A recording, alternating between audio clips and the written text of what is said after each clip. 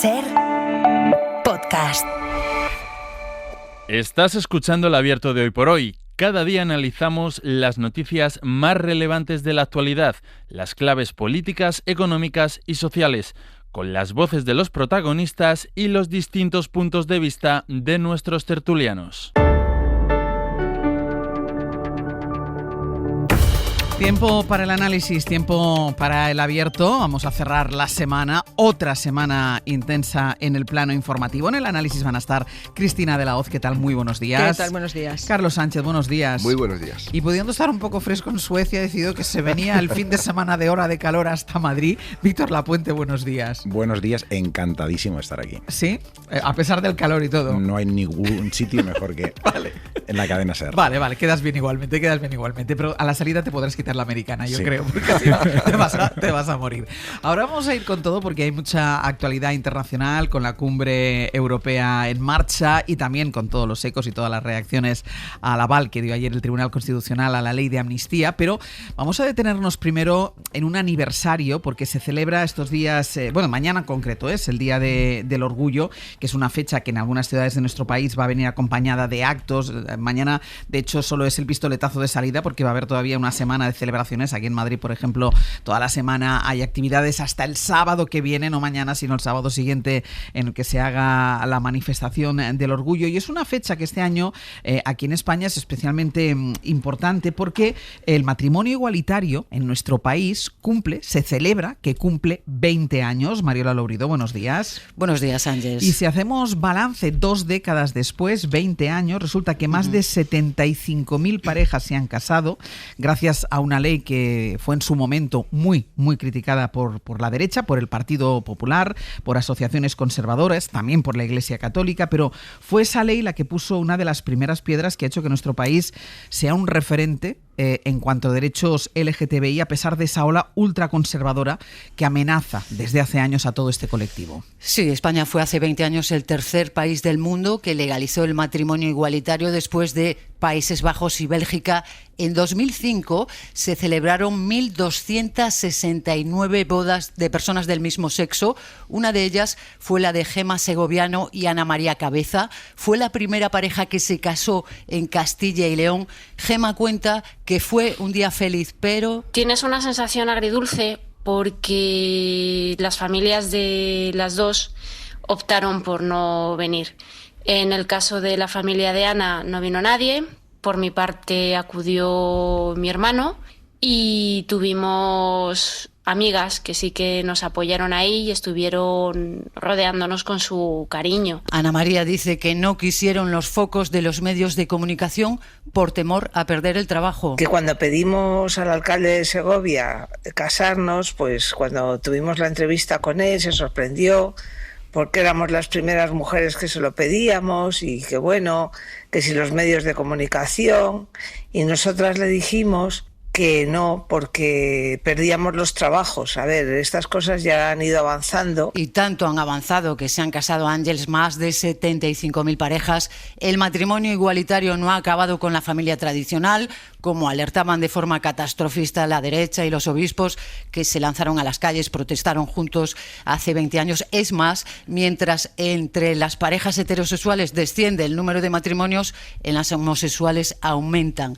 William Gil Davolio es venezolano y prepara su boda aquí en España para el año que viene. Yo como venezolano no podría hoy casarme en mi país de origen y tampoco podríamos en el país de origen de mi novio, porque mi novio es italiano y aunque en Italia tienen una especie de unión civil, el matrimonio igualitario como tal no está reconocido. Entonces, lamentablemente en ninguno de los países de origen mío, en el caso de Venezuela, ni de mi novio en Italia, podríamos celebrar nuestro matrimonio. Por todos los avances legislativos de los últimos años, España se ha convertido en un referente y en un refugio seguro para muchas personas LGTBI perseguidas en sus países de origen, pero hay miedo a los discursos de odio, a la ola reaccionaria y al retroceso en derechos. Paula Iglesias es la presidenta de la Federación LGTBI. Es que no es que estemos ante un riesgo de retroceso, es que ya estamos asistiendo a un escenario donde en muchas comunidades autónomas, como en Madrid y Valencia,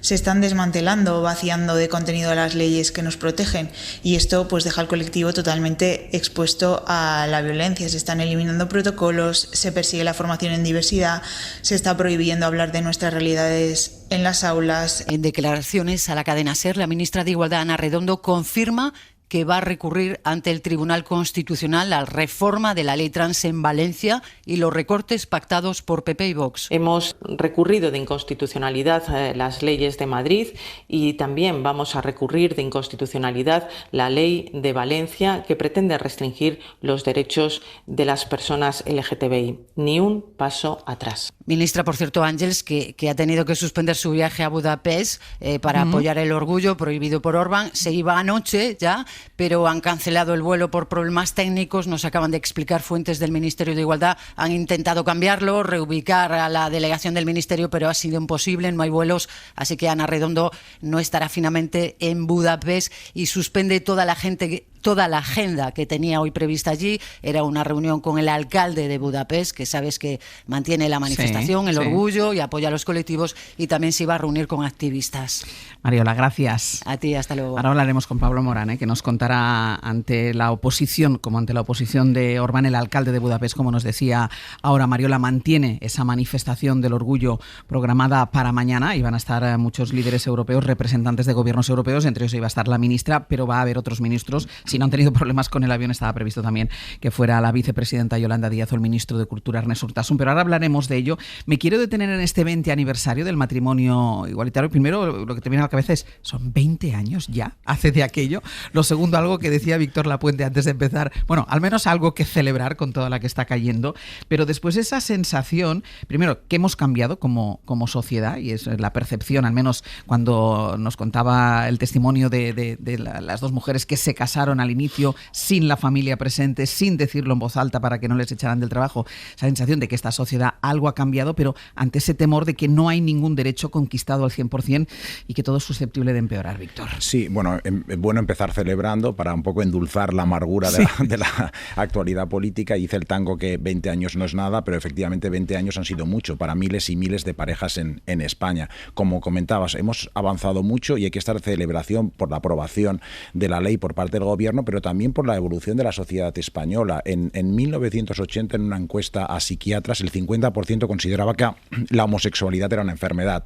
En los años 90, hasta un 30% de la población española lo consideraba, y ha ido aumentando progresivamente hasta conseguir que España sea uno de los países europeos líderes en tolerancia hacia y la aceptación del matrimonio homosexual, con un porcentaje del 88%. Eso es algo muy positivo, y creo que al mismo tiempo, como habéis comentado, esa es hay que tener en cuenta que hay problemas también asociados con eso. Es decir, hay dos fenómenos paralelos que no podemos separar. Hay un silencioso avance, no solo en España, sino en otros países europeos, hablaremos después sobre Hungría, de una corriente de fondo de aceptación de la tolerancia hacia distintas orientaciones sexuales, pero al mismo tiempo hay algo más ruidoso y lamentablemente terrible para muchos, sobre todo jóvenes, gays en toda Europa, que es el aumento de los delitos y los comportamientos homófobos, ¿no? Tenemos el 55% de las personas LGTBI en Europa que sufrieron acoso motivado por odio en los últimos años, y eso ha sido un aumento significativo en relación a la sensación que tenían de ser agredidos antes del COVID. Algo nos ha ocurrido después de la pandemia que nos ha vuelto a algunos europeos más intolerantes. Cristina. Yo fíjate que iba a argumentar que en España al menos esta es una cuestión que ya se ve con total y absoluta naturalidad, y sobre todo entre la gente más joven. O sea, este debate, como en su momento, quiero recordar que hubo hasta un recurso del PP al Tribunal Constitucional, con divisiones internas, divisiones incluso por dirigentes entonces políticos como Esperanza Aguirre, que era contraria al recurso. Finalmente el TC avaló la validez del matrimonio homosexual. Y yo creo que entre el matrimonio entre personas del mismo sexo, y yo creo que entre las nuevas generaciones, es que este es un tema que no forma ni parte del debate, porque lo asumen con una naturalidad total. Es verdad que hay una ola reaccionaria, pero yo creo que al final se impone el día a día. A lo mejor hay escenarios donde es mucho más complicado. He querido entender de algunos de los testimonios que habéis escogido que hablaban a lo mejor de un núcleo de población más pequeño. Hay un problema añadido y además la ley lo recoge, la última ley LGTBI recoge las dificultades especiales que tiene el colectivo en el mundo rural, por ejemplo. O sea, en una ciudad es mucho más, yo creo que es otro concepto y es mucho más fácil no perderse. Y bueno, pues es verdad que a lo mejor también lo vemos desde un punto de vista muy urbanita, y todavía en muchos ámbitos de la geografía española hay una enorme dificultad en declararse bisexual o homosexual y además en querer casarse. Entonces, a lo mejor sí es verdad que todavía quedan pasos por dar. Pero yo pensaba que ya lo teníamos perfectamente asumido, incluso las generaciones más mayores, que ya formaba parte de nuestro paisanaje, y por supuesto la gente joven. Es que no hay ni debate con respecto a este tema. Pero es esa misma gente joven que según las encuestas dice que se está derechizando. Ayer lo contábamos con la última encuesta hecha por el Ministerio de Juventud. Sí, pero luego yo creo que es un sector pequeño. Yo quiero pensar que yo he oído algún sociólogo analizando este fenómeno, ¿no? Que la nueva rebeldía quizá es esa, ¿no? La de hacerte de ideas ultras. Pero yo creo que eso dura lo que dura una etapa de la vida, ¿eh? Sí, dándole vueltas al significado político de 20 años de matrimonio entre personas del mismo sexo, me he acordado de un célebre discurso que hizo Adolfo Suárez en 1976, al principio de la transición política, que es defendiendo a la ley de la reforma política. Y venía a decir Suárez, hay que elevar a categoría política normal lo que es la calle es normal. Es decir, lo hemos asumido ya entre todos. Es decir, si nos ponemos en el 76, ¿cómo podíamos pensar que iba a haber una democracia plena en España donde la gente pudiera participar en las elecciones, que iba a haber divorcio, que las mujeres tenían los mismos derechos que los hombres? Son tantas cosas que la política no entendía en aquel momento, que al final, a partir de la Constitución de 1978, todos hemos entendido que eso es lo normal. Y yo creo que el matrimonio homosexual está normal como que en verano hace calor y en invierno hace frío. Es decir, yo creo que eso es muy importante. Pero eso no significa, evidentemente, como decías ahora, que hay que mirar solamente hacia atrás y no mirar hacia adelante. Hacia adelante hay mucha gente que todavía se opone, digamos, a los derechos de los homosexuales, o a los derechos de las mujeres, o a los derechos de las minorías, a la diversidad, a la inmigración. Es decir, todavía tenemos, porque la democracia siempre hay que defenderla. Es decir, hemos avanzado muchísimo, pero si no tenemos constancia de que la democracia también se acaban, las democracias también se mueren, si no las defendemos, creo que tenemos un problema. De ahí la importancia de celebrar estos 20 años. Es decir, si pasara inadvertido porque ya pensamos que está asumido, pues no iríamos a ningún lado. Creo que es muy importante que retomemos, que nos acordemos de lo que significó la dictadura, que nos acordemos de cuando no había... ¿De dónde venimos? De dónde venimos, creo que es fundamental. Y cuando la gente dice que estáis siempre mirando hacia atrás, es que mirar hacia atrás es lo que te permite consolidar tus derechos. ¿Vas a decir algo, Víctor?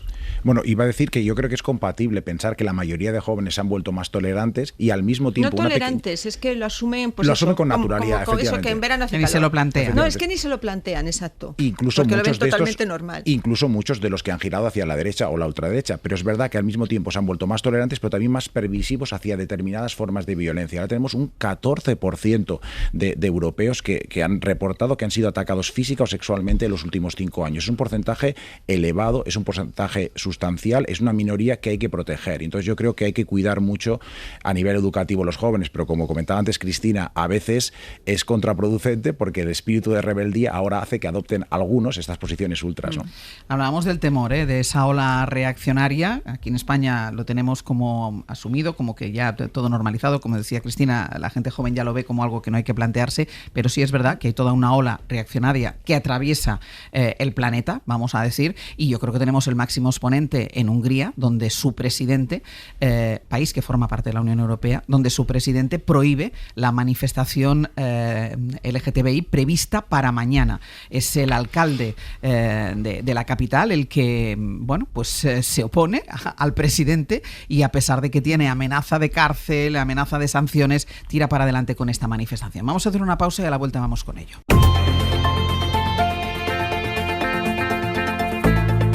El Abierto. Ser Podcast. En El Abierto, Víctor Lapuente, Cristina de la Hoz y Carlos Sánchez. Les decíamos que este fin de semana que empiezan las movilizaciones y actos por el Día Internacional del Orgullo, en Europa todo el mundo está mirando hacia Budapest porque aumenta la tensión a un día de la manifestación que está prevista para mañana en defensa de los derechos LGTBI. Es una manifestación que el gobierno del Ultra Orbán ha prohibido, pero no solo la ha ilegalizado, no solo ha dicho que está prohibido hacerla, sino que amenaza con penas de cárcel. Aún así, muchos líderes europeos, les decía, planean ir a la marcha como señal de protesta. Desde España, la vicepresidenta Yolanda Díaz, por ejemplo, y estaba previsto, nos lo contaba Mariola Lourido, que fuera también la ministra de Igualdad, Ana Redondo, pero un problema con los aviones le va a impedir estar en esta manifestación. Pablo Morán, buenos días. Hola Ángels, buenos días. Tú has podido hablar con un coordinador del colectivo húngaro que, más allá de la polémica del sábado, nos cuenta cómo es su vida, cómo es su día a día en Hungría. Exacto, vais a entender que aunque en Budapest llevan 30 años celebrando el orgullo, pocas veces ha habido tantos motivos como este. Porque Hungría representa, lo apuntabas antes, como pocos la regresión de derechos del colectivo en toda Europa. Estos últimos años ha sido la avanzadilla. La obsesión de Orbán contra el colectivo ha tenido y tiene un impacto directo en sus vidas. Yes, I'm a gay man myself, so adoption is not available for same-sex couples either. Pues por ejemplo, con Orbán las parejas del mismo sexo han perdido el derecho a adoptar. Su argumento, sin base científica y que también le ha valido para prohibir la marcha del sábado, es la protección de los menores. Pero la mayor violencia física y administrativa la sufre el colectivo trans. El reconocimiento legal de género ya no es posible, lo que afecta a todos los aspectos de la vida de una persona trans, como es buscar trabajo, obtener una tarjeta bancaria o incluso usar el transporte público, porque allí deben mostrar su identificación y les dicen que no coincide con su apariencia ni con su identidad.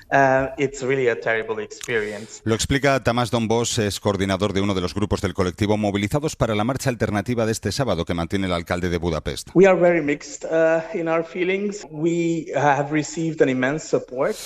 Una convocatoria para la que han recibido numerosos apoyos internacionales. Hasta allí se han desplazado, lo decías, delegaciones oficiales y organizaciones de distintos países, eurodiputados y, sobre todo, lo más importante, Ángels, la propia sociedad húngara.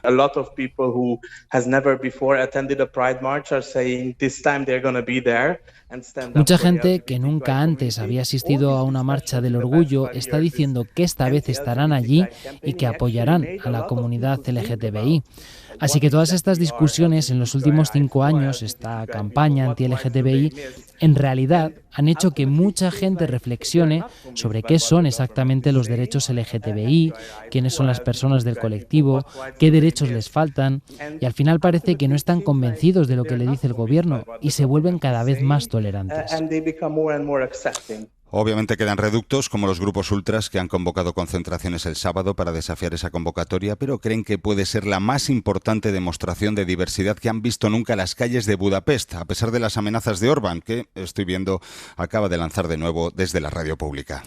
Pablo, gracias. A ti, hasta luego. Sigue Orbán lanzando amenazas contra esta manifestación, lo acaba de hacer ahora mismo, como nos decía Pablo Morán, en la radio pública de Hungría. Será interesante, Carlos, ver primero el nivel de participación. Nos decían desde allí, pues eso, que gente que nunca se hubiera movilizado, hubiera ido a una manifestación LGTBI, va a estar en esa manifestación. Será interesante por el nivel de desafío al ultra Orbán. Sí, evidentemente, es una reacción legítima de muchos ciudadanos húngaros que ven que sus derechos están pisoteados, que no están protegidos y fíjate, una de las cosas más interesantes que cuando se hace análisis sobre la incorporación, la integración de los países de la Unión del Este a la Unión Europea es que su nivel de vida ha mejorado de manera exponencial prácticamente en todos los países del Este y en algunos son los más reacios a la Unión Europea, cosa que parece una contradicción y yo creo que habrá muchos ciudadanos que defiendan realmente los valores de la Unión Europea, que son los valores de la tolerancia, de la justicia, de la inclusión, de la integración y verdaderamente es increíble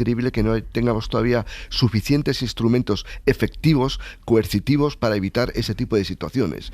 Yo creo que hubo un tiempo, hace algunos años, se estaba hablando de la posibilidad, no ya de expulsar a Hungría, que es un tema mucho más complejo, sería expulsar el famoso voto nuclear de la Unión Europea a un país que incumple de manera sistemática las normas de la Unión Europea, pero sí que deberíamos protegernos a través de instrumentos coercitivos mucho más eficaces y rápidos en el tiempo. Es decir, cuando alguien está impidiendo una marcha de homosexuales para defender sus derechos, o no homosexuales, simplemente una manifestación libre en el marco de la Unión Europea, creo que ahí los tribunales deberían ser mucho más efectivos. Nos faltan instrumentos coercitivos para impedir ese tipo de situaciones. Sí. Estamos hablando de un acto que va a ser peligroso.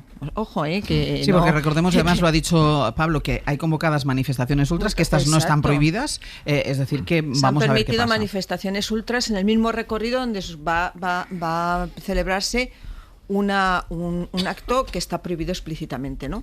Y que, o sea, que yo sé de algunos compañeros que van a ir a Budapest y es como tener cuidado a ver qué puede pasar. No es manifestarse en Madrid, que yo creo que además España y Madrid en concreto se ha convertido efectivamente en un símbolo del orgullo. Y bueno, decías, Carlos, sanciones, ha habido sanciones a Hungría, pero es que no está previsto que yo sepa un mecanismo de expulsión de la Unión. Hay muchas cosas que están pasando que pensábamos que no iban a ocurrir. Y entre otras cosas pensábamos que nunca podría ocurrir que hubiera un retroceso, por ejemplo, en la política de derechos, ¿no?, de los ciudadanos europeos, entendiendo Europa como un ámbito de libertad que yo creo que nos convierte en unas personas privilegiadas, ¿no? Si nos ponemos a hacer un repaso por el globo, nos convierte en unas personas privilegiadas. En Polonia, afortunadamente, hubo un cambio en la presidencia, aunque es verdad que siguen muy fuertes los partidos, el partido ultra que gobernó. Y Hungría se ha convertido en una excepción, ha sido sancionada, ha tenido fortísimas sanciones y no ha servido de nada, porque ha seguido recibiendo el respaldo ciudadano, es terrible. Pero yo me refería más a un instrumento de acción judicial, es decir, que alguien pusiera una demanda ante los tribunales europeos, ante el Luxemburgo, y que en ese momento un tipo de decisión cautelar que prohibiera que un gobierno de manera sistemática impida que se manifiesten unos ciudadanos en una Europa que estamos presumiendo siempre de valores. Pero la violación de derechos humanos ha sido sancionada económicamente y además de una manera muy dura, y no ha servido de nada. Yo digo, esos son procedimientos muy lentos en el tiempo. Yo lo digo, un procedimiento judicial en el que de alguna manera al gobierno que prohíbe una manifestación en el marco de la legislación europea no puede hacerlo. A eso me refiero yo. Sí, estamos realmente atados y seguramente si marcháramos atrás en el tiempo, no digo que nos replanteáramos el acceso de algunos países del este, pero sí que habría un reajuste de las condiciones de entrada. Más allá de tener una balanza fiscal equilibrada, seguramente exigiríamos... No solo todo es lo económico. No solo es lo económico, claro. Efectivamente. En todo caso, es que se supone que hay que cumplir efectivamente un mínimo de normas, de respeto, de valores. De valores. O sea, no es una unidad solo económica, sino de valores. Sí, efectivamente. En todo caso, a mí me gusta calificar la situación en Hungría no de retroceso de las libertades, sino de reacción frente al avance de las libertades. Hablábamos antes de la España de los años 80 y 90, pues me recuerda mucho a la Hungría de estos momentos. Hace 10 años apenas el apoyo al matrimonio homosexual en Hungría era del 30%, ha subido al 47%. Estamos ya prácticamente la mitad de la población húngara a favor del matrimonio y 2 de cada 3 húngaros consideran que debe haber algún tipo de reconocimiento legal a las parejas gays. Solo el 16% está completamente opuesto a cualquier tipo de reconocimiento. Ese es el apoyo sociológico que tiene Orbán, 17%. Luego tiene un aparato del Estado, una administración, unos servicios policiales brutales, pero el apoyo psicológico lo está perdiendo. Y frente a ese tsunami del cambio sociológico, cualquier dique que quiera contenerlo por parte de un presidente con aspiraciones autócratas como Orbán, desde luego yo creo que acabará colapsando. Yo creo que nos pasa en general con la extrema derecha que el árbol de Orbán no nos deja ver el bosque húngaro, como no nos lo dejaba ver el Partido de Ley y Justicia en Polonia, y al final nos sorprendió que tuviéramos ahora un líder, un presidente como Donald Tusk perfectamente homologable, ¿no? No lo supimos ver porque no supimos ver el cambio generacional que está produciendo en nuestros países. En Polonia la gente joven quiere vivir como en la Unión Europea. Decía Carlos, es verdad que el nivel de vida ha subido, los valores no, pero es que van aparejados. Quizás tardan unos años, pero lo hemos visto en Polonia y espero que lo podamos ver en Hungría. Eso sí, hay una diferencia cualitativa. El control que tiene sobre todo el aparato estatal y sobre las empresas, también el sector privado de Orbán, eso sí que viola cualquier legislación europea. Seguramente no puedes contratar si en tu empresa tienes algún tipo de reconocimiento de las parejas homosexuales, etcétera, ¿no? Entonces eso sí que es preocupante. Es verdad que hablábamos de la paradoja de los países del este, ¿no?, que debían ser los más entusiastas europeístas, pero ellos también se incorporan en un momento en que Europa ya no puede repartir tantos fondos de cohesión, tantos fondos de inversión. Es decir, en Rumanía, ¿no?, en cierto modo se pensaban que iba a llegar un maná europeo y el maná europeo pues nos llegó a Portugal o a España. O sea, España está donde está en muy buena medida por la potencia y la importancia de los fondos europeos. A Rumanía les ha llegado. Les ha llegado, pero mucho menos. Yo creo que ellos esperaban, ¿sabes? Eso, que esto iba a ser otra cosa. y en cierto modo también llegan a una Unión Europea un poquito menos dadivosa o con una crisis económica. Luego hay otro elemento importante, que eso Víctor sabe mucho mejor que yo, es el conflicto entre la ciudad y el campo, quiere decir que eso que se está manifestando en muchos países de europeos. Es decir, el alcalde de Budapest es un alcalde progresista, es un alcalde que está amparando la manifestación, porque representa, digamos, a la parte cosmopolita de la sociedad húngara, la parte más avanzada. Mientras que hay una zona rural en el campo donde la influencia que tiene Orbán es mucho más grande que el resto, en el que tiene comportamientos ultraconservadores. Eso está manifestándose, por ejemplo, en Alemania. En Alemania, quienes están votando más a la extrema derecha son precisamente los ambientes más rurales. Las grandes ciudades no ocurre eso. Bueno, el Brexit pasó eso. Que el Brexit, el voto del Brexit fundamental fue bueno, y mira quién ha ganado las primarias rurales demócratas a la alcaldía de Nueva York, por ejemplo, una persona que es la antítesis completamente a Donald Trump. Pues precisamente está ocurriendo en todos los países de la Europa occidental. Vemos territorialización de la política, incluso Madrid también en España. Madrid es un único caso distinto a Europa. Sí, efectivamente. Es la excepción. Siempre tiene que haber una excepción. Hacemos una pausa y precisamente hablando de Europa nos vamos a ir a Bruselas después de la pausa y del boletín, porque es ahí donde está la reunión, está la cumbre de jefes de Estado y de Gobierno, y vamos a ver qué ha pasado en las últimas horas.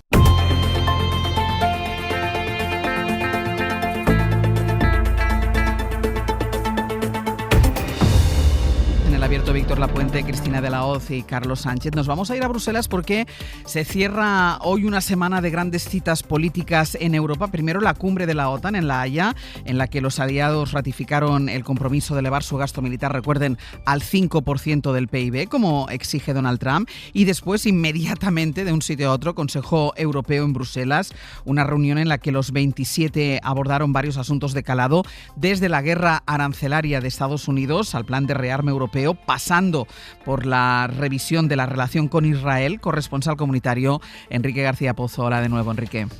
¿Qué tal, Ángels? Hola de nuevo. Vamos a ir por orden porque hay muchos asuntos. Sobre los aranceles, los 27 recibieron anoche la última oferta de Donald Trump para lograr un pacto con Washington. Falta menos de 2 semanas. El día 9 expira la tregua dada por Trump a la imposición de sus aranceles a la Unión, y los socios comunitarios no acaban de fijar una postura común frente a las amenazas de la Casa Blanca.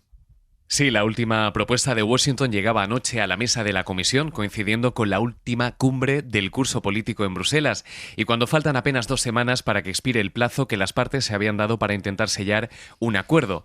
Fuentes comunitarias confían en que las amenazas de Donald Trump a España no van a suponer un lastre o un golpe de timón cuando entramos en la recta final de las negociaciones, y subrayan que cualquier arancel específico a España tendría la respuesta de la Unión en bloque. La presidenta de la Comisión no ha dado pistas sobre esa última propuesta que ha enviado la administración de Donald Trump. Bruselas de momento responde que la está analizando, aunque los líderes sí deslizaron anoche sus posturas, con algunas diferencias, sobre la estrategia del Ejecutivo Comunitario. Berlín aboga por un acuerdo simple, pero rápido. Prefiere un acuerdo que no sea perfecto a que llegamos al 9 de julio sin un pacto. Fuentes comunitarias añaden que un acuerdo, aunque imperfecto, daría certidumbre, y que lo importante ahora es cerrarlo para sentar las bases de una relación comercial que luego podría ir puliéndose y mejorando. Donc je ne peux pas vous donner plus de détails parce que je n'ai pas le détail de cette proposition, mais j'ai eu l'occasion d'échanger avec le président Trump. No voy a valorar los detalles de la última propuesta de Trump porque no los conozco, pero tenemos que llegar a un acuerdo, decía anoche Emmanuel Macron. París pide celeridad. El presidente francés quiere un acuerdo pragmático, pero subraya que no va a aceptar un texto que dé como resultado una relación desequilibrada. El presidente Pedro Sánchez decía anoche que las amenazas de Trump a España y su posible impacto en las negociaciones no ha sido objeto de debate o preocupación en la reunión de los 27, y reiteraba el apoyo del gobierno español a la estrategia del Ejecutivo Comunitario. Yo estoy de acuerdo con el acuerdo que llegue la Comisión Europea y la presidenta von der Leyen. Y por tanto, total confianza, total apoyo a la presidenta de la Comisión y al comisario Šefčovič en esta cuestión. Y en paralelo, la presidenta von der Leyen. So our message today is clear. We are ready for a deal. At the same time, Decía anoche que su mensaje es claro: estamos preparados para el acuerdo, pero también para un escenario en el que no lo consigamos. Un asunto, Ángels, el de los aranceles, que no estaba en el orden del día, pero que terminó por convertirse en uno de los asuntos centrales de este Consejo. El otro gran asunto de la cumbre europea, este sí estaba en la agenda, estaba en el orden del día, era la revisión de la relación con Israel, cuyo gobierno sigue bombardeando la Franja de Gaza y asediando a los palestinos en los territorios ocupados en Cisjordania. Y a pesar de que España, Bélgica, Eslovenia o Irlanda llevan semanas presionando a los 27 para que se tomen medidas concretas, la verdad es que anoche la cumbre finalizó sin una condena a esa ofensiva israelí. De hecho, Europa da una patada hacia adelante y se emplaza a tomar esa decisión en futuros encuentros.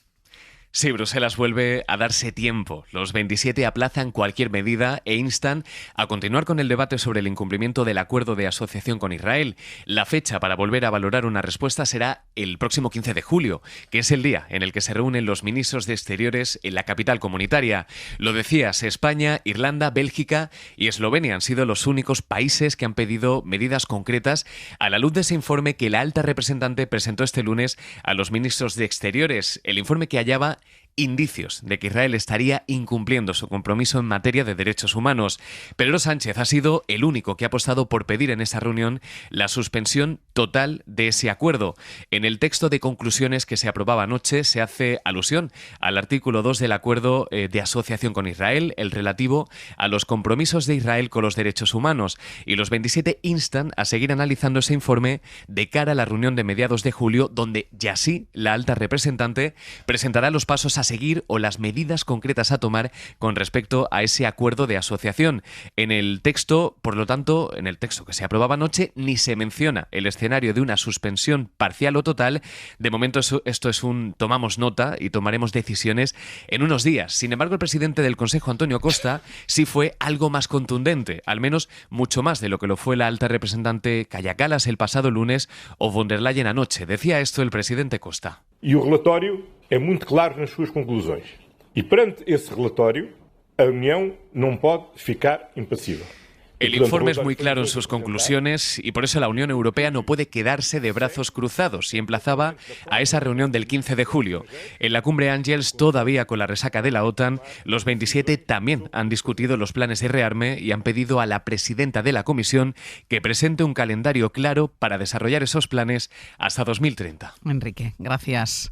A vosotros. Es verdad que España tiene un protagonismo especial en los tres asuntos que se han abordado en este Consejo Europeo, tanto los aranceles por la amenaza de Trump después de la flexibilidad para la inversión en defensa por parte de España, también en Israel. Recordemos que hubo ayer un duro comunicado de la embajada israelí en contra del gobierno, tanto es así, del gobierno de Pedro Sánchez, tanto es así que el ministro de Exteriores ha citado al encargado de negocios de la embajada de Israel, porque no hay embajador, recuerden, y el tercer asunto, el del rearme, que nos estaba diciendo ahora Enrique, también tiene España un protagonismo muy, muy destacado. Lo vimos con el papel que jugó Pedro Sánchez en la última cumbre de la OTAN. Y claro, ha sido esta agenda internacional, estas dos cosas sobre todo, tanto la cumbre de la OTAN como el Consejo Europeo, en la que el gobierno lo fía todo para recuperar la iniciativa, también aquí en España, y de hecho en el Ejecutivo sacan pecho de la postura de España en ambas citas y confían en que esto les dé algo de rédito político. Guillermo Lerma, buenos días. Hola de nuevo, Ángels. ¿Espera el gobierno con todo esto ganar tiempo y oxígeno para gestionar el problema que tiene en casa, que se llama sobre todo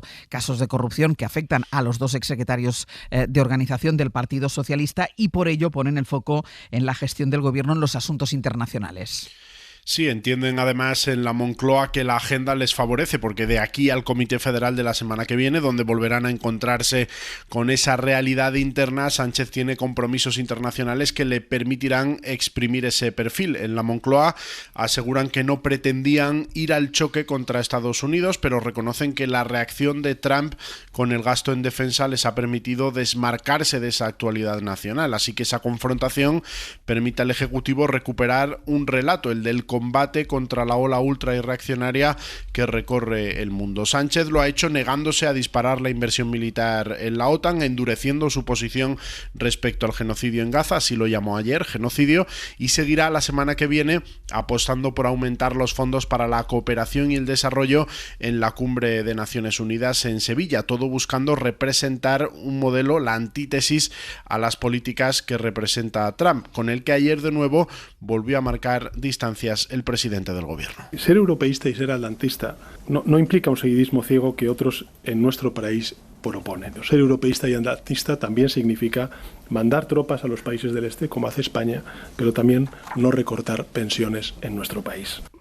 En el gobierno Ángels defienden que esta postura se defiende precisamente por convicción, pero también reconocen porque esta posición les sirve para intentar arrinconar a la derecha, situar a Feijóo en el dilema o con España o con Trump, y también porque esta postura sirve para cohesionar a sus socios en un momento en el que en el plano nacional las relaciones con los aliados parlamentarios son de mucha tensión. Guille, gracias. Hasta luego.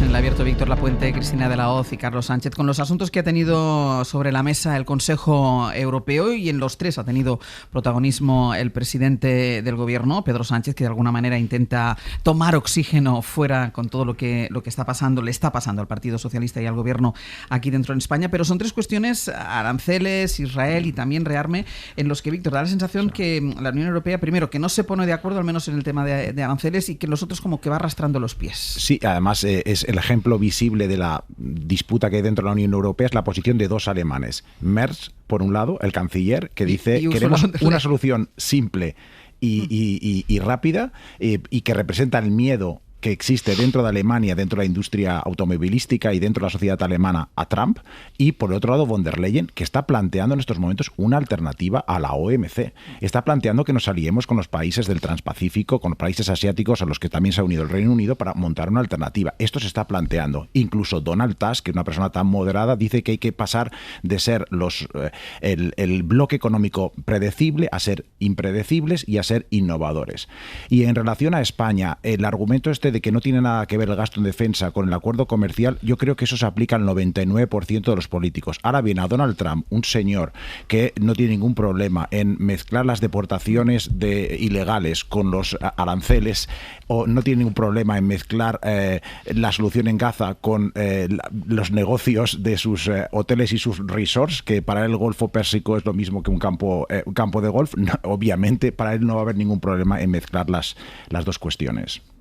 Bueno, Donald Trump, si algo tiene, es que no engañe a nadie, ¿no? Él ha dicho hace ya muchos días, prácticamente desde el 20 de enero, cuando toma posesión en la Casa Blanca, ha dicho que lo que quiere es que los europeos le compren armamento, le compren gas y le compren petróleo. Es decir, entonces en ese marco hay que observar lo que está ocurriendo en la escena internacional. Esto es un juego mercantil para Donald Trump porque es su forma de funcionamiento. Y ahora lo que ha cambiado precisamente es eso, el que Donald Trump está en la Casa Blanca. De los tres temas que decía ahora Ángels, aranceles, armamento e Israel, dos tienen que ver con el recambio en la Casa Blanca, aranceles y armamento. Israel es anterior, pero de alguna manera también está vinculado por el asunto de Irán mucho más reciente. Es decir, ahora parece una eternidad, pero hay que recordar que justo ahora, hace 3 años se celebró una cumbre de la OTAN en Madrid y hubo un ambiente verdaderamente de clima político, de entendimiento de todos los países. Es decir, que nuestro enemigo, nuestro adversario, como se quiere denominar, era China, el de la OTAN, y Rusia era una amenaza. Bueno, había un diálogo entre los miembros de la OTAN, y lo que ha cambiado es que ha llegado a la Casa Blanca Donald Trump, que es tan sencillo como eso. Simplemente ver las resoluciones que se aprobaron a los últimos días de junio de 2022, ahí había consenso. ¿Por qué no lo hay ahora? Simplemente porque lo que quiere Donald Trump es introducir el elemento distorsionador para vender más, para vender armas, para vender petróleo y para vender gas. Cristina. Es verdad que en la cumbre de 2022 Pedro Sánchez se mostró como uno de los principales atlantistas, y hay que recordar que se aprobó la ampliación de la base de Rota para aumentar un 50% la presencia de destructores. O sea que no había ningún cuestionamiento de nuestra participación y de nuestro apoyo a la alianza. Efectivamente, Trump es un elemento disruptivo. Existía el temor de que incluso pudiera levantarse de la mesa durante la cumbre y decidir que este no era su modelo de defensa y que los países europeos no iban a cumplir. Y en cierto modo se ha salvado la cumbre. Sánchez ha firmado, como todos, un documento, la Declaración de La Haya, donde se habla del 5%. Lo que ocurre que otros países que son plenamente conscientes de que también tienen serias dificultades para llegar a ese porcentaje, lo han aprobado, diciendo, ya veremos en la revisión de dentro de 4 años, hemos echado la pelota a rodar y ya veremos dentro de 4 años. Sánchez necesitaba escenificar esa discrepancia.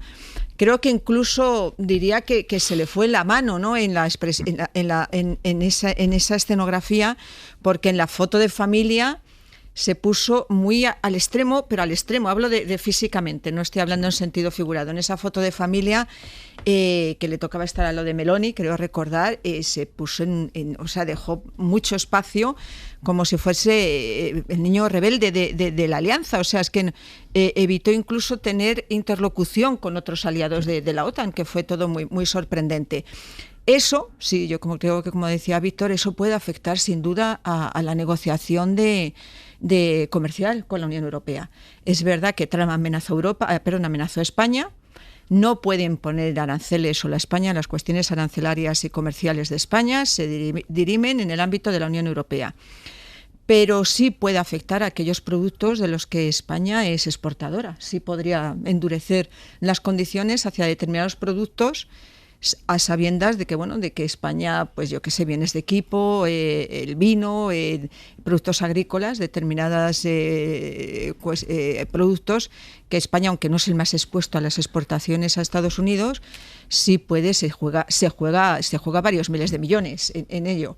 Y vamos a ver en qué queda. Y hubo cierto malestar en ese sentido, en la medida en que su actitud, que nadie duda de que de haber tenido otra situación interna doméstica diferente no hubiera sido la que fue, en que su actitud pueda contaminar la negociación comercial. Sí, y bueno, yo creo que en general los éxitos internacionales suelen tapar las vergüenzas nacionales, y a eso se ha agarrado Sánchez, pero también se ha agarrado Macron históricamente, y muchos líderes europeos. Yo creo que en la cumbre de la OTAN hubo teatro, pero por parte de todos, por parte de unos y por parte del otro, porque Sánchez se quedó solo. Evidentemente Sánchez... ¿Por qué se quedó solo? Me llamó la atención, porque hay otros aliados en la OTAN. Sí, es cierto, y hubo teatro, un poco de espectáculo, porque por un lado te opones públicamente, pero por otro lado privadamente firmas. Pero es que los demás hicieron lo contrario, o sea, públicamente firmaron, pero privadamente todos piensan lo mismo que Meloni. Evidentemente no vamos a gastar el 5% tan y como lo piensa Donald Trump, es que hubieran firmado el 5, el 10 o el 20%, porque su objetivo era rendir pleitesía, algunos explícitamente como Mark Rutte, y los otros de manera más callada, pero todos rendir pleitesía a Trump, porque el miedo es que nos abandone, que nos deje solos y que desmonte la OTAN y cada uno por su cuenta. Entonces yo creo que hubo teatro por parte de todos. Y en realidad con Sánchez yo creo que es verdad que a lo mejor su objetivo puede ser tapar los casos de corrupción que tenemos en España, pero que ese sea su fin no quiere decir que el resultado no sea legítimo. Yo creo que la mayoría de los españoles, en este caso la opinión pública española, se alinea con Sánchez en la denuncia de los crímenes a Israel, y muchos dirán, bueno, es que la intensidad de la crítica de Sánchez a Israel no es proporcional a los muertos de Gaza, sino a los cadáveres políticos que le salen en casa. De acuerdo, pero como mínimo se está imponiendo, y si otros países hubieran hecho lo mismo desde noviembre del año 2023, seguramente nos podríamos haber ahorrado a nivel internacional muchos muertos, porque la Unión Europea, con estos procesos tan lentos de decisión que comentabas, Ángeles, que es muy difícil ponerse de acuerdo para imponer sanciones, hubiera iniciado todo este proceso mucho antes. En defensa de Pedro Sánchez, y por seguir el argumento que estaba diciendo ahora Víctor, siempre ha sido el tono, antes de la aparición de los casos de corrupción que afectaban a Ábalos, y la prueba es que no hay embajador de Israel en España, que hace ya un año que es que a mí me parece un escándalo y una vergüenza que la Unión Europea diga que hay indicios de violación de los derechos humanos en Israel. Pero a la mayoría que se queda ahí en los indicios, es que me parece una vergüenza, solo indicios, de verdad. O sea, yo creo que en el tema de Israel, cuando se decidió además el reconocimiento diplomático de Gaza, yo creo que aquello fue un acierto.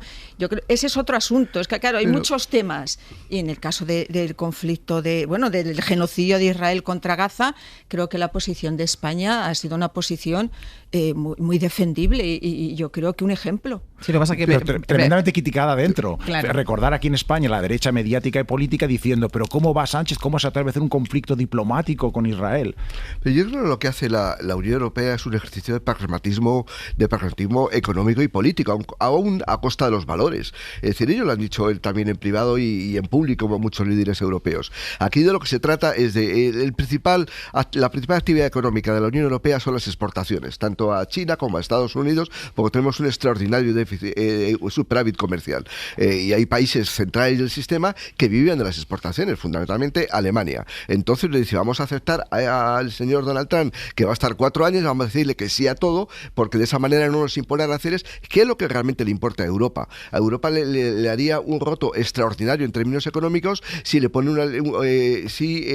le pone aranceles a sus exportaciones. Por lo tanto, lo que ha hecho simplemente es pragmatismo y ganar tiempo, porque todos saben que es mentira, es decir, el 5%, ni siquiera el 3% va a ser posible. De ahí que esto no va mucho más allá, que probablemente dentro de pocas semanas ya no hablaremos de la OTAN, porque todo el mundo da por asumido de que no se va a cumplir ese escenario, entre otras cosas porque no tenemos capacidad industrial para producir tantos armamentos mientras no haya integración de nuestras industrias nacionales de armamento. Como no la va a haber, ningún gobierno quiere prescindir de su industria nacional de armamento, al que le están metiendo mucho dinero, pues no va a ocurrir absolutamente nada. Vamos a esperar al 2029 y entonces volveremos a hablar de exactamente el mismo tema. Esto es puro pragmatismo económico por parte de Alemania, de Holanda, de Francia, de Italia y los países más exportadores, también España. Mira, sobre el gasto en defensa, sobre ese papel al margen que quiso jugar, y es verdad que fue voluntario el presidente del gobierno, decía Víctor, doble teatro por las dos partes, por los que firmaron y no tienen intención de cumplir, y porque el que firmó y ha dicho públicamente que no quiere cumplir porque el momento político interno necesita hacerlo. Pero enfrente, la oposición, el Partido Popular. Ayer también estuvo en Bruselas, en la reunión del Partido Popular Europeo, Alberto Núñez Feijóo, y le preguntaron, él fue muy crítico, el Partido Popular, con la actitud de Pedro Sánchez en la cumbre de la OTAN, y le preguntaron, hombre, si el PP llega al gobierno, ¿aplicaría el gasto del 5% del PIB como firmaron los aliados de la OTAN? Bien, yo le voy a dar mi posición, aún no teniendo, como usted se puede imaginar, dado que no tenemos ninguna información del gobierno, cuáles son los contenidos y el alcance de las capacidades a las que el señor Sánchez ayer se comprometió a cumplir desde el punto de vista de seguridad y defensa. Podríamos escuchar los 5 minutos enteros y no aclarar nada, porque la respuesta dura 5 minutos en los que no fue capaz de explicar directamente. La pregunta es fácil, ¿usted aplicaría el 5% sí o no, si está a favor o no? Tampoco dejó claro de dónde sacaría el dinero para hacer frente a esa inversión del 5%. Echaré bien las cuentas en mi país, mantendré los servicios públicos y si tengo que pedir mayor flexibilidad a los socios de la OTAN, lo haré. Es un acuerdo que hemos de interpretar en el tiempo, que se ha de ajustar en el tiempo y que se ha de concretar en el tiempo, y tenemos una década para ello. Claro, Cristina, la crítica del Partido Popular al Partido Socialista o al gobierno, en este caso de Pedro Sánchez, también deja de ser creíble cuando tú no haces tu propia propuesta. ¿Qué piensa el Partido Popular sobre el gasto en defensa? Bueno, esta es una pregunta que hemos hecho reiteradamente durante esta semana, pero es cierto que ayer Feijóo sí firmó una declaración con el resto de los socios conservadores europeos en la que se habla del 5%. La misma que firmó Pedro Sánchez con los aliados de la OTAN. Exactamente, la misma que firmó Pedro Sánchez, aunque diga que no la va a cumplir, ¿no? Y lo diga públicamente. Yo de su respuesta yo creo que fue la vez que más se aproximó a una aceptación de ese porcentaje. Dijo, hay que echar cuentas, a lo mejor hay que pedir algún año más de flexibilidad, porque entiende que puede ser un porcentaje alto, y yo creo que sí que se acercó más a la respuesta que veníamos esperando durante todo este tiempo de que haría el Partido Popular con ese 5%. O sea, yo di por hecho de que el PP efectivamente se suma a ese porcentaje. Y otra cosa, bueno, es el periodo de ejecución. Insisten mucho en el Partido Popular, y también lo citó Feijóo, aunque un poco de pasada, en que pueda haber, hablaba Carlos, ¿no?, de la industria armamentística, en que insisten en que pueda haber un retorno, en que incrementar y hacer inversión en defensa se puede traducir también en puestos de trabajo, se puede traducir en la posibilidad, ¿por qué no?, de que España también venda su propia tecnología militar fuera de nuestras fronteras. Es decir, que ellos arguyen que no solo hay que verlo en clave de gasto, que es un gasto enorme, sino también en clave de retorno económico, si genera actividad industrial, si genera puestos de trabajo y si nos convertimos en exportadores. ¿Qué ocurre? Que esto no se improvisa, esto no se hace en 2 días. O sea, poner en marcha, ya vendemos fragatas al extranjero, o sea que el panorama es que si hay que invertir en defensa, pues bueno, desarrollemos efectivamente una industria armamentística potente en España. Víctor. Pues Feijóo dijo, yo le voy a dar mi posición, pero no se la voy a dar. Si usted me entiende, es que no me he explicado bien. Es la postura habitual. Yo creo que el Partido Popular está... A mí me parece que es la vez que más claro he respondido. Sí, pero en todo caso yo creo que vive atrapado en la crítica permanente, en la hipérbole, y cree que esto es lo que le puede funcionar. Y yo creo que los españoles son capaces de distinguir las dos cosas. Puedes tener un apoyo al gobierno, gobierno y al mismo tiempo puedes apoyar al gobierno en cuestiones exteriores y al mismo tiempo puedes criticarlo de manera interior. Y yo creo que el Partido Popular vive obsesionado con esta idea que el gobierno pretende desviar la atención mediática, pero una cosa es hacer eso y conseguir pues desviar pues los titulares de los casos de corrupción a Bruselas, pero otra cosa es desviar el rumbo de la opinión pública. El rumbo de la opinión pública es bastante claro y bastante, yo creo que duro con la gestión de Sánchez de momento de los escándalos de corrupción, y al mismo tiempo puede apoyar perfectamente la posición que está teniendo Sánchez con Israel o otra posición internacional. Es verdad que a nivel europeo ha sido acusado de egoísta y temerario Sánchez, cuanto antes era alabado de lo contrario, y de idealista y de audaz, pero y que tiene críticas públicas de los medios y también críticas privadas de diplomáticos que creen que es más sensato haber optado por la vía Meloni. Pero en todo caso yo creo que de vez en cuando hay que ser un partido de Estado, no todo el rato puede estar en las trincheras, ¿no? Sí, efectivamente. Yo creo que ahí cuando introduce además el elemento de flexibilidad que dice el señor Feijóo, precisamente es lo que ha pedido Pedro Sánchez, flexibilidad. Es decir, flexibilidad significa como no conocemos muy bien todavía las capacidades que necesita la OTAN, es decir, porque además ayer mismo Mark Rutte lo comentaba de que son asuntos secretos, es decir, qué necesidades tenemos de capacidades para la próxima década, porque 10 años es muchísimo tiempo, el próximo decenio queda larguísimo y pensar... ¿Qué será de todos nosotros? Por eso digo yo que ni me de parece... Trump, ni de Sánchez, ni de Putin... Igual hasta tenemos presupuestos. Que no tiene ningún sentido si no conocemos las necesidades de capacidades para ver cuánto tenemos que gastar, y esa yo creo que es la baza fundamental que utiliza Pedro Sánchez y la más razonable en términos económicos y en términos presupuestarios. Es decir, si no sabemos qué necesidades, qué capacidades tenemos, pues ¿para qué vamos a gastar más? Si tenemos además tan hipotecados, porque claro, la industria del armamento pensamos que es construir los tanques de toda la vida, a veces cada vez es más tecnología, y la tecnología tiene propiedad intelectual, tiene royalties, y ahora los aviones, por ejemplo, que compramos a Estados Unidos, tienen royalties por 30 años y no podemos estar pagando royalties a Estados Unidos por los aviones que les hemos comprado, fundamentalmente de cazas, y luego estar haciendo nuestra propia industria armamentista. Es un proceso lentísimo. En Alemania, que se está intentando, como decía antes Víctor, reconvertir la industria automovilística en industria tecnológica vinculada al armamento, pues esos son procesos que duran años y años, no se hacen en 4 días. Por eso el absurdo debate que hay sobre el gasto del 5%. Si no sabemos qué necesidades, qué capacidades tenemos, y si no sabemos y si no hay integración de la industria militar, pues poco se puede avanzar. Pero Carlos, yo me imagino que Sánchez sabe qué es lo que se nos exige como país cuando dice yo con el 2,1 cumplo. Voy a cumplir. Él sabrá perfectamente cuáles son esas capacidades que se nos exigen. Nosotros no, como ciudadanos. Nosotros no tenemos ni idea cuáles son las capacidades. El medio político que tiene bastante influencia en la Unión Europea habla de Sánchez en términos de villano, el villano de la OTAN, dice Víctor, políticas de Estado, efectivamente, yo creo que debía haber una serie de políticas de Estado que quedaran al resguardo del debate político, ¿no? Y una de ellas siempre ha sido la política de defensa y la política exterior. Esa parecía que quedaba siempre al resguardo del choque entre los dos principales partidos, pero quizá hay que levantar el teléfono, ¿no? O llevar los temas al Congreso para su debate. Es que no, en España no se ha debatido sobre el tema del rearme y sobre el tema de defensa. Y no se ha debatido porque Sánchez sabe que sus propios socios no le van a seguir en este camino. Entonces, cuando se dice políticas de Estado, por lo menos hay que intentar, creo yo, hablar con el líder del primer partido de la oposición, al que le puede comprometer los acuerdos a los que llegues hoy, para intentar un acuerdo, aunque luego no salga. Pero cárgate de razones. Yo creo que tiene mucha razón, Cristina. También hay responsabilidad del gobierno, ¿no? Y creo que lo más importante es que hablara la ministra de Defensa.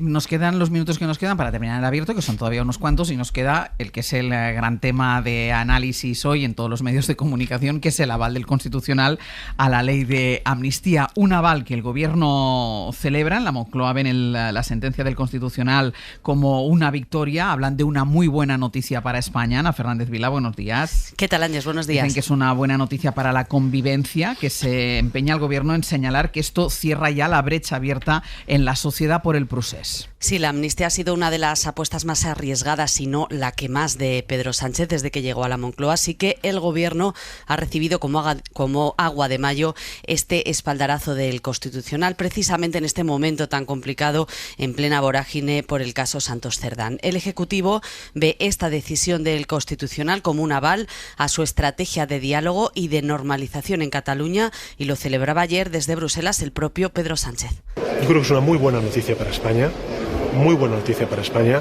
porque estamos ya cerrando una crisis política que nunca debió salir de la política.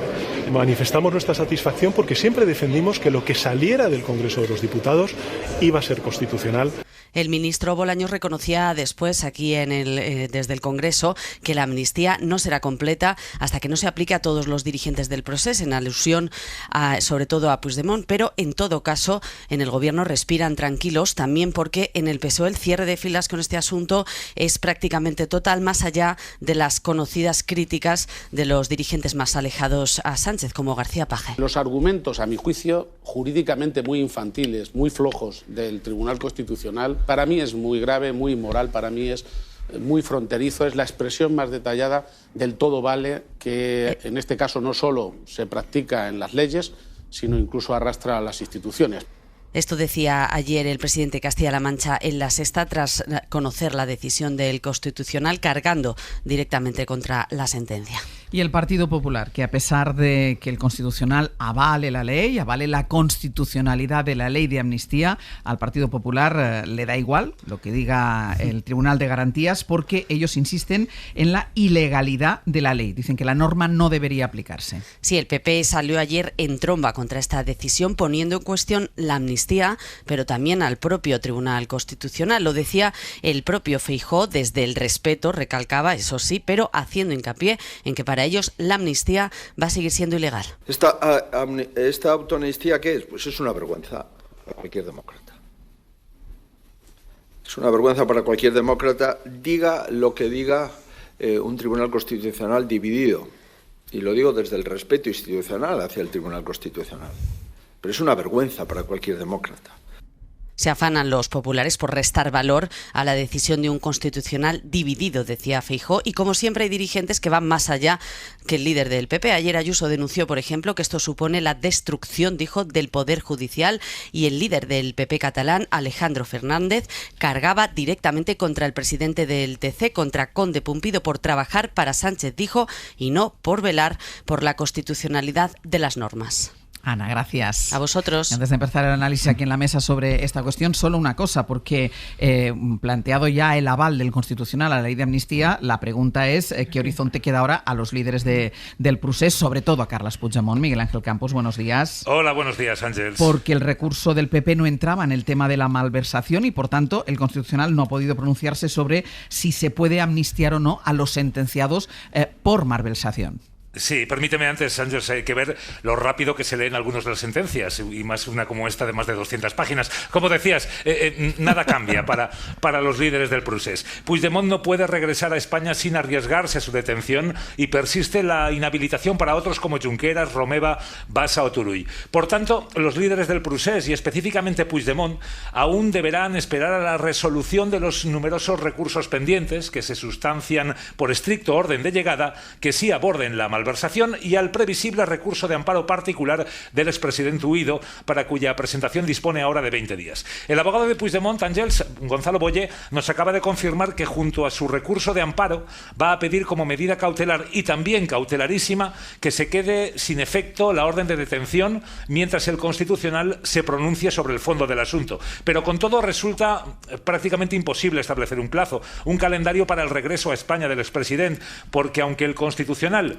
posiblemente a finales de otoño o invierno considera amnistiada la malversación para Puigdemont, o incluso antes admita esa medida cautelarísima, al Tribunal Supremo aún le quedará la posibilidad de elevar entonces cuestión prejudicial al Tribunal de Justicia de la Unión Europea, lo que podría poner el contador de plazos a cero hasta que se pronuncie este órgano jurisdiccional. Ángels, nos queda por delante un auténtico y previsible avispero judicial. Pues nos queda todavía este avispero judicial que pronostica Campos. Gracias. A ti. Martí, buenos días. Además de ese matiz que me parece interesante de Campos, lo rápido que se leen las sentencias. Me gustaba las claves que has hecho esta mañana, Carlos, porque al final la conclusión es ¿para qué ha servido? ¿A qué punto hemos llegado gracias a esta ley de amnistía? Claro, dice el señor García Paje, y probablemente para muchos tenga razón, de que son argumentos jurídicos flojos. Es decir, pero hay un argumento que está incluso por encima de lo jurídico, que es la normalidad en Cataluña. Y ese es el asunto central, el núcleo de la sentencia del Tribunal Constitucional, que en el resumen que ha hecho el propio Tribunal Constitucional, lo que dice que es una decisión extrajurídica. Es decir, esto no tiene que ver con que suplantes a los tribunales y porque no estás tomando decisiones que afecten a los que estaban imputados o a los que estaban condenados, sino es simplemente una razón política, porque el Tribunal Constitucional no es un órgano jurisdiccional en frente a lo que normalmente se está diciendo ahora mismo, incluso por parte de líderes del Partido Popular. No ha hecho una decisión jurisdiccional, sino lo que ha hecho simplemente es una decisión política, porque los tribunales constitucionales prácticamente de los años 40, del famoso debate que hubo allí entre juristas alemanes, es decir, es un órgano de característica política, y lo que ha valorado no es fundamentalmente es que el hecho de poner una amnistía, de decretar una amnistía, no atenta contra ninguna norma constitucional. No es necesario que lo diga, lo prohíba taxativamente, no, sino simplemente es una decisión de carácter político, y por lo tanto hablar en términos de argumentos jurídicos, yo creo que en esto se escapa mucho a lo que ha querido hacer el Tribunal Constitucional. Pues yo creo que coincido mucho con lo que dice Carlos, creo que es una crónica de una sentencia anunciada, todo el mundo sabía no solo el resultado, sino también el marcador, sabíamos que sería como una especie de set de Alcaraz, 6-4 o algo así, o como mucho 6-6 si no hubiera habido abstenciones, y como comentaba Carlos, porque el Tribunal Constitucional es un órgano político. Yo creo que mucha gente considera que el Tribunal Constitucional es un órgano politizado, como Radio Televisión Española, el CIS, etcétera, pero no es político por su propia naturaleza, por su propio diseño, y no es una anomalía, no abre la puerta al autoritarismo, sino todo lo contrario, es un resorte de la democracia que cierra la senda del autoritarismo porque previene que se tomen unos calentones legislativos demasiado graves. Y no se ha considerado que lo sea así. Y como comentaba Carlos, yo cuando el Tribunal Supremo americano recortó los derechos reproductivos de las mujeres, devolviendo la capacidad para decidir sobre el aborto a los estados, nos enfadamos mucho, se enfadaron muchos progresistas en Estados Unidos de manera natural, pero nadie deslegitimó la posibilidad y la oportunidad que tenía el Tribunal Supremo de hacer eso, porque es la labor que le corresponde y también le corresponde en este caso el Tribunal Constitucional español. Yo respeto la acción del Tribunal Constitucional, también respeto las acciones del Tribunal Supremo, y tenemos la suerte de que hay una especie de juicio final en Europa que se produce en Bruselas, o en el Tribunal de Justicia de la Unión Europea, una especie de Dios que va a impartir justicia y va a efectivamente ver si ha habido o si se ha violado, y va no contra la Constitución española, pero sí contra los principios de la Unión Europea, si efectivamente se ha violado la igualdad de todos los españoles frente a la ley. Y yo creo que, como también comentaba Carlos, era una decisión muy difícil, y yo hubiera entendido que se hubiera dado la decisión contraria y que se hubiera dicho, pues bueno, a lo mejor la Constitución no cabe todo lo que no está prohibido en la Constitución, no cabe, utilizando aquella expresión que se utilizaba de que si no puede entrar un perro, pones una señal de que no puede entrar un perro en un local, eso quiere decir que tampoco puede entrar un elefante, ¿no? Aunque no ponga elefante explícitamente. Bueno, se puede interpretar de todas maneras, pero este es el Tribunal Constitucional que tenemos ahora, es el árbitro que tenemos y debemos acatarlo. Yo también iba a echar mano del elefante, ¿no? Pero del elefante en la habitación, porque este es un debate que tiene unos antecedentes. Ojo, este es un debate y sería enormemente largo. Hará recordar todos los argumentos que nos han dado los miembros del actual gobierno y del gobierno de la anterior legislatura en contra de la amnistía y del propio Salvador Illa. Es decir, si queremos buscar la mejor argumentación en contra de la inconstitucionalidad de la amnistía, nos podemos ir pues a Sánchez, a Carmen Calvo, a Margarita Robles, a Marlaska, a Salvador Illa, a Juan Carlos Campo, que se abstuvo de esta decisión porque en el decreto de los indultos, de los que nadie ha discutido su constitucionalidad, dijo de la amnistía que era claramente inconstitucional. O sea, que es que esto tiene unos antecedentes, lo que ha decidido el Tribunal Constitucional, pues bueno, era lo previsto, lo suyo, pero es que esto tiene el elefante en la habitación. No es que esta sea una ley que busca la normalización y la normalidad en Cataluña. Ojo, solo faltaría. Si les estás diciendo que intentar conculcar el orden constitucional e intentar romper la unidad territorial del Estado no es delito, pues están encantados. Claro, les normalizas a base de darles la razón. es el hecho, el elefante en la habitación, que era donde yo iba, de que necesitaba 7 votos. Este tema no se pone sobre la mesa hasta que Pedro Sánchez necesita 7 votos. Y creo que eludir eso es hacernos trampas al solitario. Y luego hay otro elemento. A mí me genera mucha inquietud, además por lo que puede abrir a futuro el argumento de que no todo lo que está explícitamente prohibido permite la Constitución. Y hablo de otros debates que se pueden suscitar pues estoy hablando, por ejemplo, de cuál, pues un referéndum consultivo de autodeterminación. No hay ningún artículo explícito en la Constitución que diga que no se puede celebrar un referéndum consultivo en Cataluña con el tema de la unidad territorial y qué quieren hacer. Es decir, a mí me parece un argumento inquietante porque abre la puerta a una casuística enorme. Cuando gobierna este gobierno y cuando gobiernan otros gobiernos. Pero fíjate, es el debate ese del elefante en la habitación, es el que explícitamente olvida el Tribunal Constitucional y lo argumenta, diciendo que ese es un debate de características políticas. Lo que hace el Tribunal Constitucional... Pero no decimos que el Constitucional es un órgano político que hace una sentencia política. No, pero ese es el debate político. Pero vamos a ver, el Tribunal Constitucional no puede discutir el debate político. El Tribunal Constitucional lo que tiene que es analizar la sentencia que habilita la amnistía. Y es lo que hace. No puede entrar en las razones que tiene Pedro Sánchez para conseguir una mayoría en el Parlamento. Ese es otro debate, que está bien en el ámbito político, pero lo que tiene que analizar el Tribunal Constitucional exclusivamente es la ley de amnistía. Y la ley de amnistía dice que es una decisión de carácter político porque hay un bien superior. Lo que viene, el argumento central de toda la ley es que hay un principio en el que la posibilidad que tiene el Estado de generalizar el bien superior, el bien común, es decir, se ha conseguido con Cataluña y por lo tanto, es decir, no es el debate sobre la política, esa es otra cuestión. Lo que hace es asumir distinta. El relato político del gobierno de principio a fin, la sentencia, que es la que es, y habla incluso de motivos extrajurídicos y lo que hace es asumir ese relato y justificar ese relato y decir que ese relato pues habilita una ley de amnistía que a todas luces para el propio gobierno que lo ha aprobado y para el que lo aprueba el Parlamento era inconstitucional. Carlos, y cierro contigo, Víctor. Medio segundo. No hay ningún relato, es simplemente lo que dice la ley. La ley dice esto, entonces lo que hace el Tribunal Constitucional es interpretar esa ley. El relato político tiene que ver con los medios de comunicación, con los políticos, con otras cosas muy distintas. La ley de amnistía es un relato político, ¿eh? Es que la ley de amnistía tiene una exposición de motivos que es todo un relato político. Es un relato político, pero es un relato político que ha ganado, porque tiene los votos para ganar. Yo estoy de acuerdo contigo, Cristina, la ley de amnistía no buscaba la pacificación, se hizo por 7 votos, pero de nuevo el resultado no ha sido malo. Y el de independentismo... Pero no es una victoria de independentismo, como se está diciendo. Yo creo que el independentismo ha sufrido, primero de todo, un fiasco político. Tenemos a 2 de cada 3 votantes de Esquerra Republicana. Está gobernando en Cataluña. Efectivamente, un fiasco político.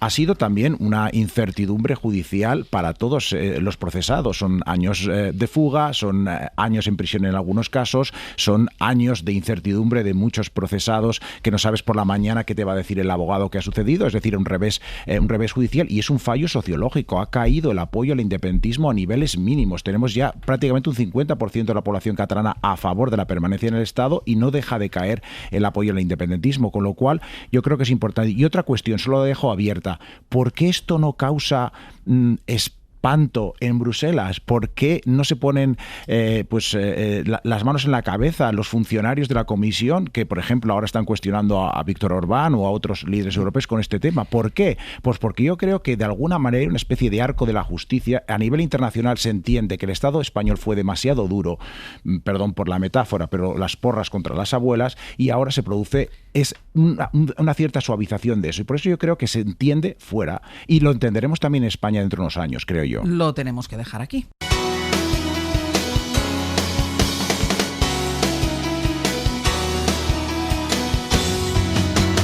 Todas las mañanas que viví, todas las calles donde me escondí. Pues vamos a ir terminando este interesante abierto y abrimos otra página interesante del Hoy por Hoy. Ana Usleña, que Pascualena, buenos días. Buenos días. Contadnos. Pues mira, hay más colas que en las rebajas esperando a que se abran las puertas de la biblioteca en unos minutos, porque aquí hay muchísima oferta. Aquí vamos, cantidad y calidad. Nos lo quitan de las manos. Sobre todo libros que favorecen para todas tallas y gustos. Y por eso hoy, además, viene ya a entrar en la biblioteca algunos días de Acoidán Méndez, que en unos minutos nos va a explicar si es un diario, si es un cuaderno de escritura y cómo se ha entrenado para exprimir lo cotidiano en este libro. Pero, lo más importante, 900, 100, 800. Llámenos porque queremos saber cuál es ese libro que leyeron y que les cambió la vida y no dejan de recomendar. ¿Cuál es ese libro que tiene que estar en el fondo de una buena biblioteca? 900, 100, 800. Qué bonito se ha quedado. ¿Verdad que ahora sí? vengo yo a estropearlo. Nada, pues el viernes, como siempre, cerramos con musiquita. Viene Fernando Neira también. Y hoy, para empezar, vamos a hablar de una estrella que fue un poco oculta, porque fue un compositor que compuso, entre otros, para el rey del rock, para Elvis Presley. Nació hoy hace 100 años, se llamaba Doc Pomus, quedó un poco desconocido, pero hoy vamos a descubrir un poquito más sobre su figura. Y luego, después, recibimos a un artistazo, a una leyenda de la música, este que estamos escuchando. Está el piano ya preparado. Recibimos a Fito Páez, una persona que en los años 90 metía decenas de miles de personas en los estadios, y en enero de este año, pues 80.000 metía en México. O sea que 30 y tantos años después, ahí sigue el tío. Pues lo vamos a tener para nosotros solos. Pues sí, no sé si le vas a ver a poco. Tan poca gente, ya mata gente que vaya al control. Si nada, acaso. ahora llenamos nada. esto. Venga, todo esto y después Aitor. Y después... Es que no queríamos hablar de él. Claro, vale. con la tontería casi se nos olvida. Vale, pues Pero Aitor, auditoría. Aitor, Víctor Lapuente, Cristina de la Hoz, Carlos Sánchez, hasta la semana que viene. Adiós. Para no perderte ningún episodio, síguenos en la aplicación o la web de la SER, Podium Podcast o tu plataforma de audio favorita.